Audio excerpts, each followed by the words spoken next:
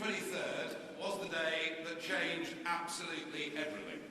It was an incredible win, particularly given the fact we were up against the entire establishment. And the effects of it have been seismic. And I think in political terms, that is likely to continue.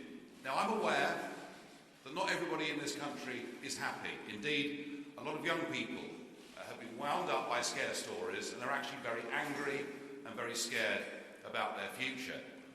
It's an irony, really, that it's the youth of the country that appear to be worried. Right across the whole of the European Union, it is the under-30s that are protesting in the streets against undemocratic centralised control and indeed against the euro and virtually everything that emanates from Brussels. In time, I hope that some of these sharp divisions can be healed when people start to realise that actually life outside the European Union is really very exciting and we've got a much better, brighter future being in charge of our own lives. And certainly the stock markets, despite everything George Osborne told us, have rallied very strongly. FTSE is now about 14% higher than it was during its February lows.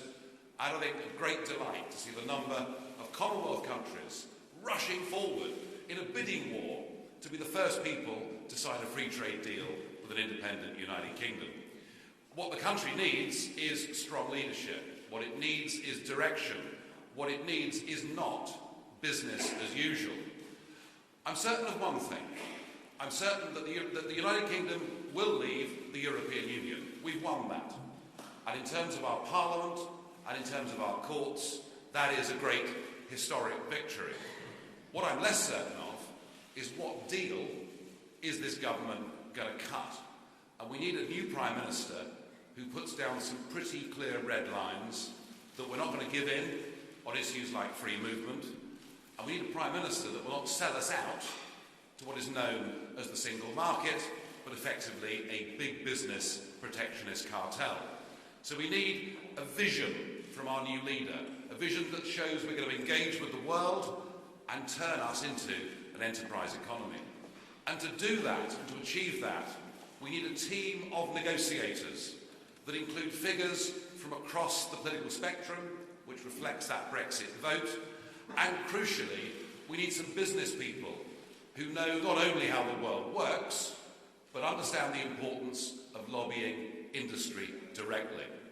We need to be lobbying the German car industry, the French wine producers, because next year, both France and Germany have general elections. It is pressure on Merkel, it is pressure on Hollande from within those countries that is likely to get us the best possible deal.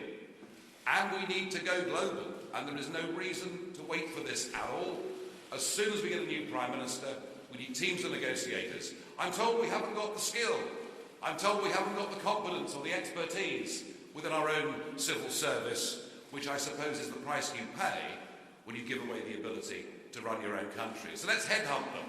Let's get them in from Singapore, or South Korea, or Chile, or Switzerland, or any of these countries who've managed to achieve far more in terms of global trade deals than we have as part of the European Union. So we are now in charge of our own future, and I want us to grab this opportunity with both hands. Now, one of the questions that is being asked is, what of UKIP? What is the future for UKIP after this result? Well, we've clearly established ourselves as the third political force in this country, and this year we extended our elected representation to the Welsh Assembly and to the London Assembly. And there's no doubt that without us, without the growth in UKIP, there would not have been a referendum. And there's also no doubt that when it came to the ground campaign in this referendum, it was the People's Army of UKIP who were out there delivering the leaflets, putting out the posters, and doing all that work that needed desperately to be done. And I do believe myself that it's UKIP and UKIP's messages that inspired non-voters to go out there and make the difference. Without UKIP, there is no way that the Leave vote would ever have got over the line. So UKIP needs to be strong. We need to be strong and push to try and make sure that this country gets the best possible terms. And in electoral terms, Well, the party now has built up a very loyal following of people who want to go out and vote UKIP at every given opportunity. And they see us, our voters, they see us as being the one party that's actually prepared to stand up for ordinary, decent people. I feel that the deeper the crisis in the Labour Party becomes, and there's certainly no signs of that going away, and the further the parliamentary Labour Party and the Labour leadership get away from their own voters, I feel perhaps that's where our greatest potential lies. UKIP right now is in a very sound financial position. I do believe we need some reform of its management structures. I think there's further professionalism that needs to be done. But the party is in a pretty good place, certainly compared to all the others. And if we do not get a satisfactory Brexit deal, that allied to the woes of the Labour Party and that groundswell of support that is there amongst UKIP loyalists, if we don't get a good Brexit deal, then in 2020, watch this space. And the other subject of speculation has been, what am I going to do? Well, all I can say on this long journey is a huge thanks to everybody that's helped me, many of whom are in this room today. And it has been a very long journey. Not at every stage of the way an easy one, although most of it, I have to say, has been tremendous fun. But when I think back to when I first stood for UKIP, well, in fact, when I first stood for anybody, in the Eastleigh by-election, which took place in 1994, and I managed to scrape past screaming Lord Such by a massive 164 votes.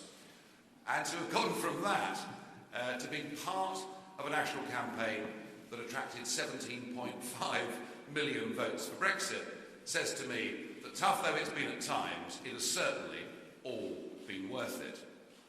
I came into politics from business because I believed that this nation should be self-governing. I have never been, and I have never wanted to be, a career politician. My aim in being in politics was to get Britain out of the European Union. That is what we voted for in that referendum 2 weeks ago. And that is why I now feel that I've done my bit, that I couldn't possibly achieve more than we managed to get in that referendum. And so I feel it's right that I should now stand aside as leader of UKIP. I will continue to support the party. I will support the new leader. I will watch the renegotiation process in Brussels like a hawk, and perhaps comment in the European Parliament from time to time. I'm also very keen to help the independence movements that are springing up in other parts of the European Union, because I'm certain of one thing: you haven't seen the last country that wants to leave the EU. It has been a huge chunk of my life doing this, and it's not easy, perhaps when you feel a degree of ownership of something, to let it go. But it does come, as I say, at a cost, has come at a cost to me and perhaps to those around me. During the referendum campaign, I said, I want my country back. And what I'm saying today is I want my life back. And it begins right now. Thank you.